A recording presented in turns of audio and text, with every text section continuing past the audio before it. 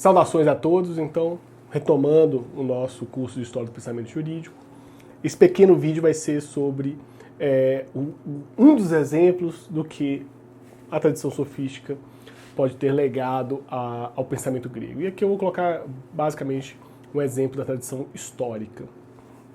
Faço menção aqui porque a própria história, enquanto ciência, ela encontra em dois autores gregos o seu nascedouro. Heródoto, que foi um dos, vamos dizer, é considerado o pai da história, e em um texto que ele vai tentar explicar as razões e o porquê de como ocorreu as guerras médicas, ou seja, a guerra contra os persas, em uma obra chamada Histórias, vamos dizer, um dos marcos e paradigmas fundadores da própria ciência histórica, uma tentativa de descrição de um fenômeno histórico, sem tomar partido, sem tantos comentários.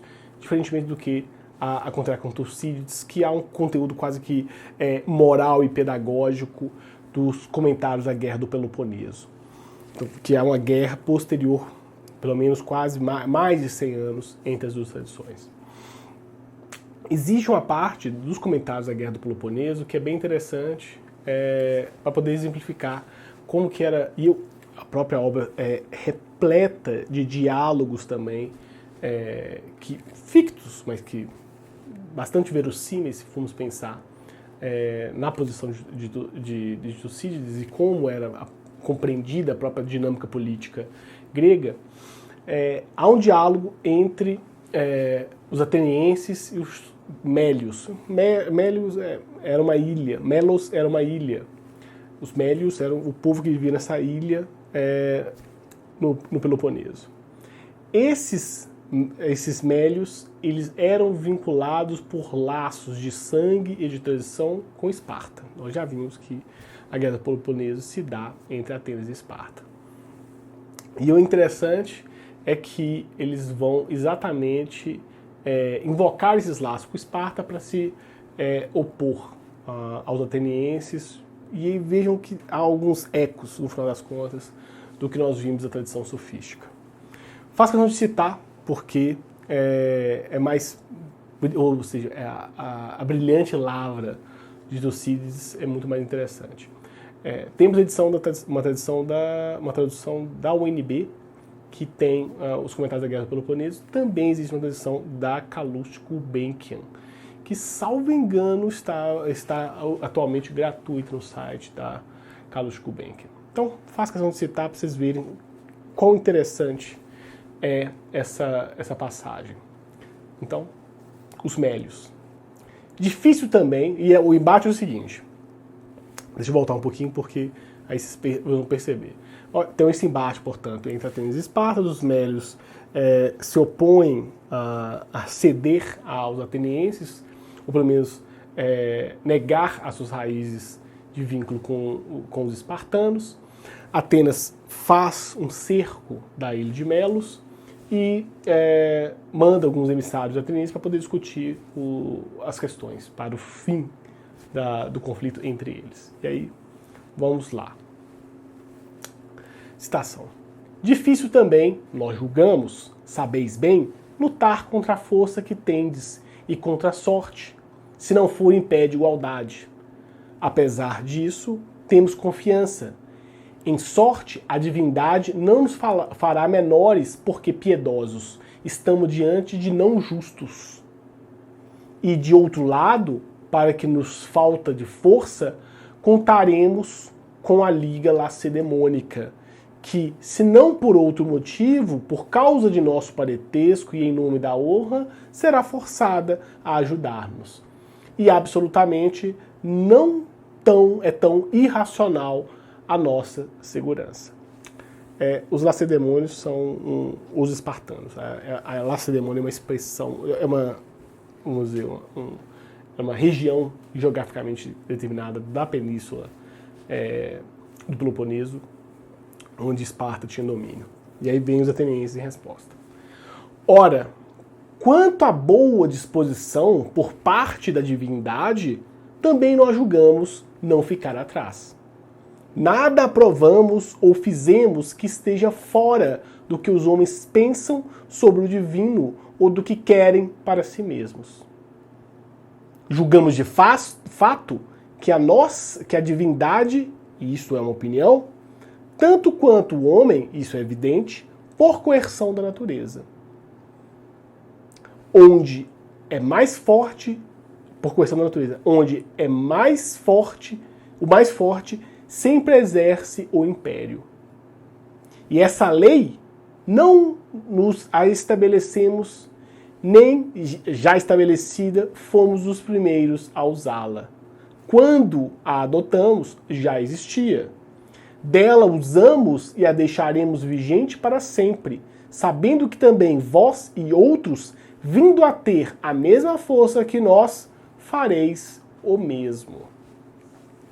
É muito interessante porque aqui é exatamente a prática da discussão sofística, e em especial a tese dos sofistas políticos do direito com uma vontade mais forte.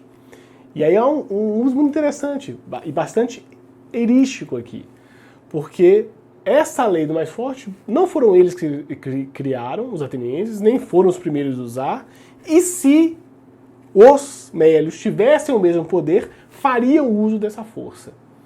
É interessante que esse argumento tenta o quê? Persuadir os mélios o quê? Vejam, vocês não têm força suficiente para combater com a gente, pouco importa se vocês terão os laços com Esparta, porque em relação aos deuses nós também temos os mesmos benefícios perante os bons augúrios dos deuses, então é melhor vocês cederem. O que ocorre, e o Tucídides narra isso logo depois, os mélios não cedem aos atenienses, os atenienses continuam a fazer um cerco dentro da ilha de Mélios. A partir do momento que eles não conseguem receber mais mantimentos, a ilha entra em colapso dentro das muralhas, há uma certa revolta interna e os atenienses conseguem entrar. Os atenienses entram, matam todos os homens em idade militar, escravizam todas as mulheres e crianças, vendendo-as como escravo, portanto. Então, esse talvez seja um exemplo bastante prático do que a dinâmica da guerra no mundo antigo possibilitava. Lógico que existem as questões mais de honra, que são relatadas, por exemplo, pelo próprio Heródoto, mas esse relato que Tucídides apresenta é muito peculiar, no final das contas, para poder exemplificar, talvez, o que a sofística produziu nessa capacidade argumentativa dos diversos debates. Imagino que os debates diplomáticos da guerra tenham sido um dos mais peculiares, porque muitos conflitos poderiam ser evitados e ganhos, portanto, assim, posteriores, poderiam ser garantidos através desses debates bem-sucedidos. E aqui, os atenienses, mesmo não conseguindo persuadir os mélios, trazem um argumento que se aproxima muito das teses do que os sofistas políticos, por exemplo, traziam. Isso aqui é só poder exemplificar, portanto, um dos usos possíveis da sofística. Ok? E por fim, só uma menção aqui a uma questão sobre a negação da verdade, trazendo algumas questões que nós vimos até agora. E são principalmente citações, aqui também retiradas do Giovanni Reale. Então, Heráclito, citando até Aristóteles na Metafísica, tudo é verdadeiro e tudo é falso. Nosso bom e velho obscuro. Protágoras, seria diferente. Tudo é verdadeiro. Gorgias, com niilismo, tudo é falso. Demócrito vai dizer, e isso está relatado também em Aristóteles, nada é verdadeiro, ou a verdade não nos é acessível. Acho que, por exemplo, a tese que estava também em Gorgias. Por fim, o sexto empírico coloca, veja, um autor já bem posterior, mas que vai recepcionar certas teses da sofística, mas em especial do próprio ceticismo no período helenístico. É a citação. Se digo tudo é falso, entendo que essa proposição é verdadeira. Entendo o mesmo se digo nada é verdadeiro. Assim, afirmam-se ao mesmo tempo o verdadeiro e o falso. Finalmente, não existe critério algum de verdade. Está nos esboços pirronianos. Sexto Empírico é um autor muito peculiar e talvez assim, dos mais desconhecidos por direito.